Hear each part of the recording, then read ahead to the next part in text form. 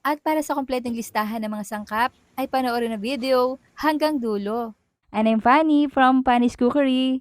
Lagyan ng tubig ang steamer at i-brush natin ang steamer plate with oil. At ilagay natin ang bangus. Takpan, steam natin for about 20 minutes. Then i-shred natin kapag malamig na. Hiniwa ko na rin ang mga sangkap. I-grind lang natin kagaya nitong carrot. Ganon din naman itong mga sibuyas. Then luya at bawang. Ilagay lang natin dyan. Siyempre lagyan din natin ng green peas, bell pepper, at raisins. At syempre meron din naman akong tokwa na talaga namang bagay isama sa bangus. Lagyan natin ng pampalasa na ito naman ay tama lang din sa panlasa ko. Lagyan ng 3 eggs at lagyan natin ng 3/4 cup of cornstarch. Tapos i-brush lang natin ito ng oil. Mag-scoop ayon sa nais mong dami na gusto mong gawin. I-roll lang natin at i-twist ang dalawang edges nito para ma-form ng gusto ang ating mixture. Ayan, at large and medium size ang ginawa ko mga preni. Lagyan natin ng water ang steamer na sapat na makakaluto nito. Takpan natin at i-steam natin for 40 minutes. Pwede rin itong i-imbak para sa susunod na araw ay malulutuin pa tayo.